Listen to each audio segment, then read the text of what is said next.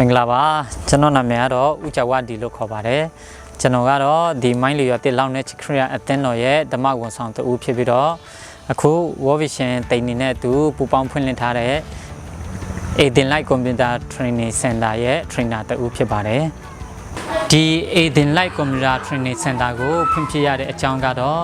လွန်ခဲ့တဲ့ဆယ်စုနှစ်တခုလောက်မှာ World Vision တိန်နေကနေပြီးတော့လူထုပါဝင်တဲ့ကျေးရွာဖွံ့ဖြိုးရေးစီမံချက်တွေလာရောက်လှုပ်ဆောင်ဖို့ CE process လုပ်တဲ့အချိန်မှာရွာမှာရှိတဲ့ကလေးတွေက child white photo မှာသူတို့ဒီအရာလေးကိုတောင်းဆိုခဲ့ပါတယ်အဲ့ဒါတွေကတော့အင်္ဂလိပ်စာ learning center နဲ့ computer training center လေးလုပ်ပေးဖို့ရန်အတွက်သူတို့တင်ပြအကူအညီတောင်းခံခဲ့ပူပါတယ်အဲ့ဒါကြောင့်မလို့2022ခုနှစ်တုန်းကကျေးရွာလူထုတွေရဲ့အတူတကွဆွေးနွေးတိုင်ပင်ပြီးတော့ World Vision တင်နေကို proposal တင်ခဲ့တာဖြစ်ပါတယ်ဒီအတွက်ကြောင့်2020နဲ့မှ3ခုနှစ်နှစ်ဆန်းပိုင်းရောက်တဲ့အချိန်မှာ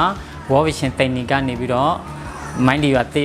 လောက်နေချင်းဖရတင်တော်နဲ့ပူပေါင်းပြီးတော့ဒီ Aiden Light Computer Training Center လေးကိုဖွင့်လှစ်နိုင်ခဲ့တာဖြစ်ပါတယ်ဒီ center ဟာဆိုလို့ရှိရင် World Vision တင်နေရဲ့စီမံချက်ရွာတွေထဲကနေပြီးတော့ရွာ8ရွာကိုလွှမ်းခြုံပြီးတော့ဖွင့်လှစ်ပေးနေတာဖြစ်ပြီးတော့အဲ့ဒီရွာ8ရွာထဲမှာရှိတဲ့လူငယ်တွေကလေးတွေကိုကွန်ပျူတာနဲ့ဆိုင်တဲ့အကြောင်းအရာတွေကိုသင်ကြားပို့ချပေးနေတာဖြစ်ပါတယ်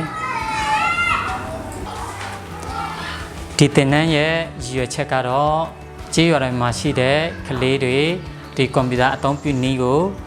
လွယ်လင့်တကူလှည့်လန်းမိပြီးတော့ဒီဟာကိုသင်ယူခြင်းအပြင်သူတို့ရဲ့အလုပ်အခွင့်အလမ်းမှာလက်တွေ့အသုံးချနိုင်ဖို့နဲ့သူရှိတဲ့လူမှုပတ်ဝန်းကျင်မှာသူရဲ့အဝန်းဝိုင်းမှာသူရဲ့ရက်ရွာမှာအကောင်းဆုံးပြန်ပြီးတော့အကျိုးပြုနိုင်ဖို့ရဲ့သူတို့ထပ်ဆင့်ပြီးတော့ဒီစင်ပွားမျှဝေနိုင်ဖို့ရန်အတွက်ရည်ရွယ်ပြီးတော့ဖွင့်လှစ်ခြင်းဖြစ်ပါတယ်ဒီစင်တာလေးကိုရေရှည်တည်တံ့အောင်လဲပတ်နိုင်ဖို့ရန်အတွက်မိုင်းလီရွာတစ်လောက်နှစ်ချစ်ခရီးအသင်းတော်ရဲ့စီမံမှုနဲ့အတူတူလိုအပ်တဲ့နေရာထိုင်ခင်းတွေလိုအပ်တဲ့လျှက်စစ်မီးတွေနဲ့အတူတူလိုအပ်တဲ့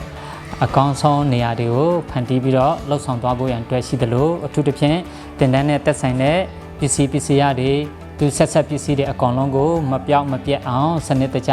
ထားတူရင်းနဲ့ရေရှည်တည်တံ့အောင်လှုပ်ဆောင်သွားဖို့ရန်အတွက်ရှိပါတယ်ကျွန်တော်တို့ trainer အနေနဲ့ပြန်ပြီးတော့လုပ်နိုင်ဖို့ရန်အတွက် World Vision တင်နေကနေပြီးတော့ဒီအသင်းတော်3ပါးမှာရှိတဲ့ဆရာဆရာမ3ဦးကိုစစ်စစ်ရွေးချယ်ပြီးတော့လာရှိုး KMD မှာဖွင့်လှစ်ထားတဲ့ကွန်ပျူတာသင်တန်းမှာတွားပြီးတော့သင်ကြားခဲ့ရတာဖြစ်ပါတယ်အဲ့ဒီမှာတော့ကျွန်တော်တို့ course တစ်ခုအတွက်45ရက်တွားပြီးတော့သင်ယူခဲ့ရတာဖြစ်ပြီးတော့ဒီအသင်းတော်ကိုယ့်ရဲ့စင်တာမှာပြန်ပြီးတော့ဒီဟာကို trainer အဖြစ်နဲ့ပြန်ဆက်ကပ်နေတာဖြစ်ပါတယ်ကျွန်တော်တို့သင်တန်းမှာသင်ကြားတဲ့ပုံစံကတော့ခုလောလောဆယ်ထိအပိုင်း2ပိုင်းရှိပါတယ်ပထမတစ်ပိုင်းကတော့ Basics Microsoft Office 2016 Basics ဆိုတဲ့ဟာဖြစ်ပါတယ်ဒီထဲမှာဆိုလို့ရှိရင် Windows 10ပြီးလို့ရှိရင် Microsoft Word ပြီး Excel PowerPoint နဲ့using email and internet ဆိုတဲ့သင်ခန်းစာတွေပါဝင်ပြီးတော့ဒါကိုနာရီ40နဲ့သင်ကြားတာဖြစ်ပါတယ်ဒီဟာသင်ပြီးတဲ့အချိန်မှာ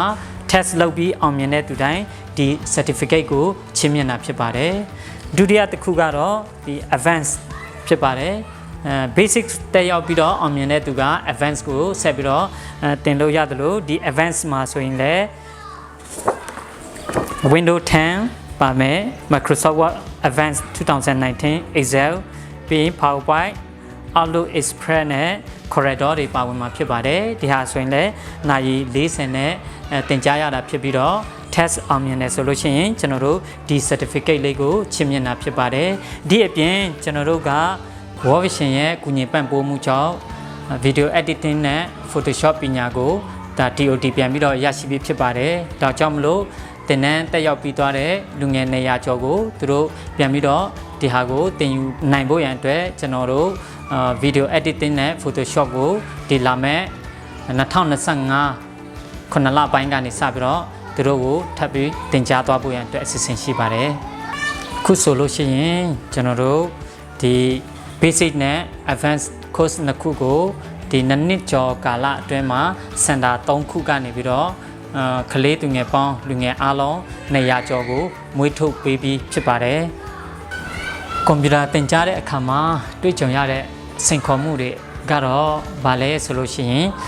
လူငယ်တွေအများစုကကျောင်းပိတ်တဲ့အချိန်မှာနေရာဒီမျိုးမှာစုပြီးတော့လာပြီးတော့တင်ကြားတဲ့အခါမျိုးတွေရှိပါတယ်အဲ့ဒီချိန်မှာကျွန်တော်တို့စင်တာတစ်ခုကိုကွန်ပျူတာက6လုံးနဲ့ပဲလည်ပတ်နေရတာဖြစ်တဲ့အတွက်ကြောင့်အဲ့ဒီချိန်မှာတင်ချင်တဲ့လူကများပြီးတော့ကွန်ပျူတာနဲတဲ့ဟာမျိုးတွေနဲ့တွေ့ကြုံနေရတာဖြစ်ပါတယ်ဒီအတွက်ကြောင့်မလို့အကြံပြုချင်တာကတော့ဒီစင်တာတွေမှာ